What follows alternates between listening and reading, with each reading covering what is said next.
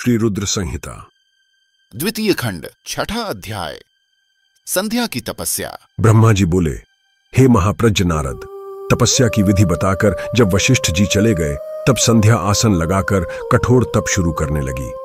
वशिष्ठ जी द्वारा बताए गए विधान एवं मंत्र द्वारा संध्या ने भगवान शिव की आराधना करनी आरंभ कर दी।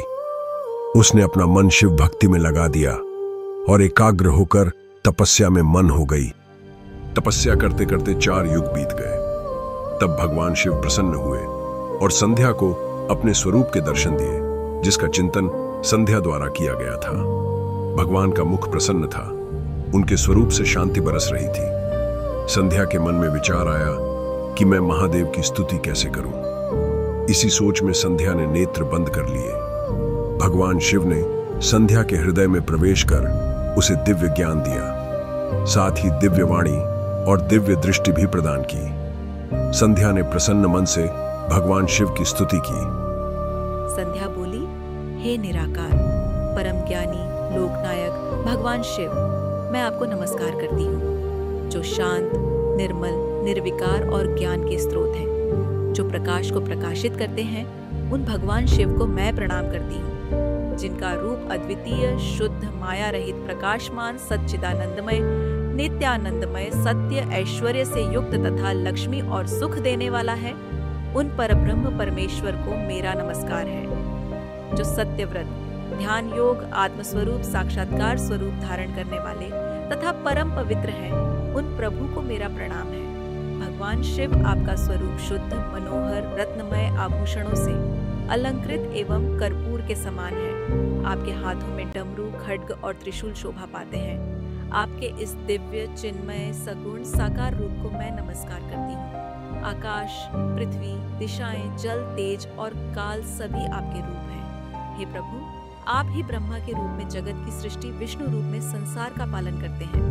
आप ही रुद्र रूप धारण कर संहार करते हैं, जिनके चरणों से पृथ्वी तथा अन्य शरीर से सारी दिशाएं, सूर्य, चंद्रमा एवं अन्य देवता प्रकट हुए हैं। जिनकी नाभि से अंतरिक्ष का निर्माण हुआ है, वे ही सद्गुणी तथा परब्रह्म हैं। आपसे ही सारे जगत की उत्पत्ति हुई है, जिनके स्वरूप और गुणों का वर्णन स्वयं ब्रह्मा, विष्णु भी नहीं कर सकते। भला उन त्रिलोकीनाथ भगवान शिव की स्तुति मैं कैसे कर सकती हूँ? मैं एक अज्ञानी और मूर्ख स्त्री हूँ। मैं किस तरह आपको पूजूं कि आप मुझ पर प्रसन्न हो? हे प्रभु, मैं बारंबार आपको नमस्कार करती हूँ। ब्रह्मा जी बोले, नारद, संध्या द्वारा कहे गए वचनों से भगवान शिव बहुत प्रसन्न हुए। उनकी स्तुति ने उन्हें वश में कर लिया। भगवान शिव बोले, हे देवी, मैं तुम्हारी तपस्या से बहुत प्रसन्न हूं, अतः तुम्हारी जो इच्छा हो वह वर मांगो। तुम्हारी इच्छा मैं अवश्य पूर्ण करूंगा। भगवान शिव के ये वचन सुनकर संध्या खुश हो उन्हें बार बार प्रणाम करती हुई बोली, हे महेश्वर, यदि आप मुझ पर प्रसन्न होकर कोई वर देना चाहते हैं और यदि मैं अपने पूर्व पापों से शुद्ध हो गई हूं तो हे महेश्वर, हे देवेश, आप मुझे वरदान दीजिए कि आकाश, पृथ्वी और किसी भी स्थान में रहने वाले जो भी प्राणी इस संसार में जन्म लें, वे जन्म लेते ही काम भाव से युक्त न हो जाएं। हे प्रभु, मेरा पति भी सत्वगुण और मुझ के समान हो और अधिक कामुक न हो। उनके अलावा जो भी मनुष्य मुझे काम भाव से देखे वह फुफ्फुलोहनी अर्थात नपुंसक हो जाए।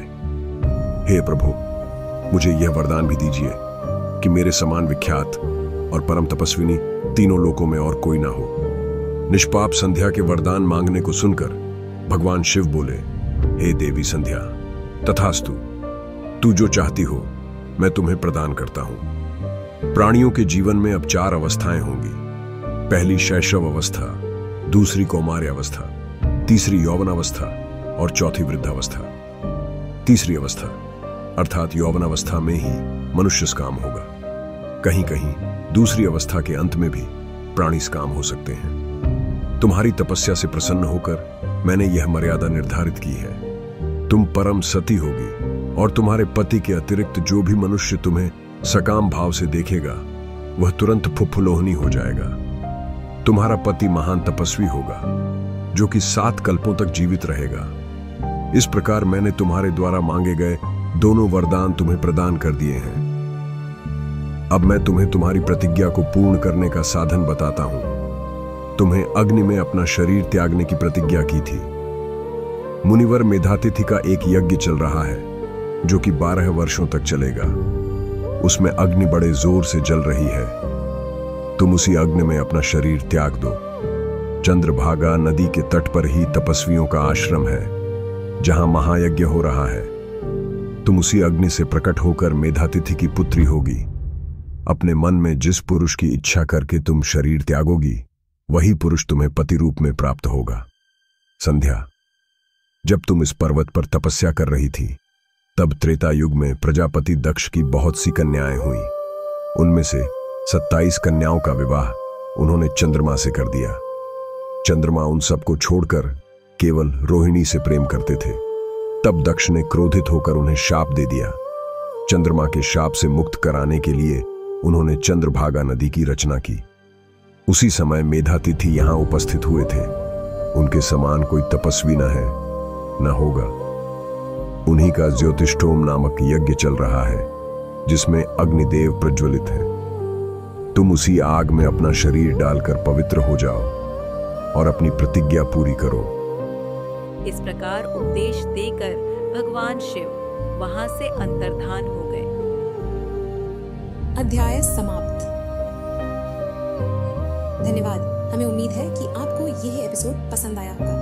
अगर हाँ, तो कृपया हमारे पॉडकास्ट को सब्सक्राइब करें ताकि आप भविष्य के एपिसोड मिस न करें। अपने दोस्तों और परिवार के साथ इसे जरूर शेयर करें और हमें रेटिंग देना न भूलें, क्योंकि आपका समर्थन हमें और बेहतर कंटेंट बनाने के लिए प्रेरित करता है।